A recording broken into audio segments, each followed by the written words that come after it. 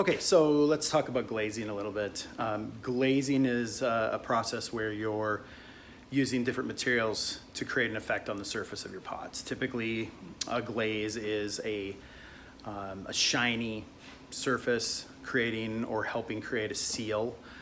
So if we're talking about like pots and plates and bowls and pitchers and things like that, you want those things to have a nice surface on them, a nice smooth, shiny surface. You know, it doesn't have to necessarily be super shiny like glass or anything, but something that's really sealed up so that when you use those things, you can easily clean them and you can rely on them to be really food safe.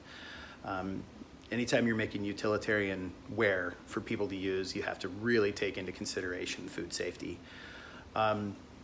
If you're doing ceramics, you know, and you're a sculptor, you don't have to worry about food safety as much. Maybe getting crazy textures or crazy colors is more important to what you're trying to say with your work or what you're doing with your work. So the glazes are interesting. They rely on a lot of chemistry and a lot of change in the materials that happens during the firing. So it's not like paint. You're not using different glazes and mixing them together and creating new colors. Like if you wanted to make a pink glaze, you don't make pink by taking white glaze and red glaze and mixing it together. You know, most glazes, especially the ones that we use here at in the Highline Ceramic Studio, rely mostly on chemistry to create the color that you're getting.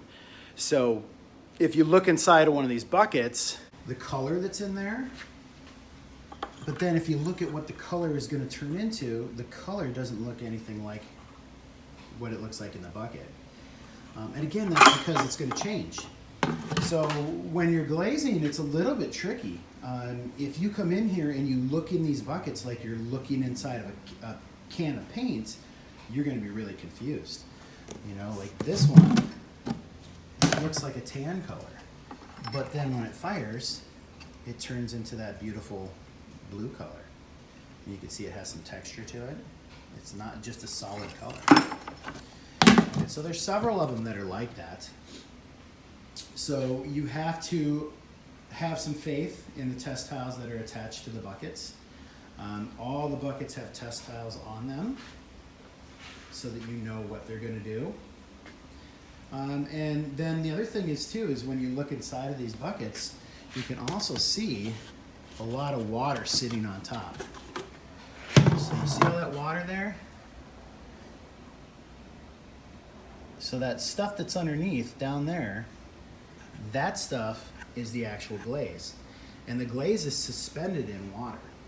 So we use water to transfer that material onto the surface of our pots, and that's our other way to transfer it. The water and the glaze material have to be mixed thoroughly in order for it to work properly. If I were to take a pot and dip it in this right here without mixing this up, the glaze is not going to work right, because I'm basically just dipping it into, you know, 4 inches of dirty water, right? So when I'm ready to actually do glazing, I would have to use a mixer and mix that thoroughly and then apply it properly.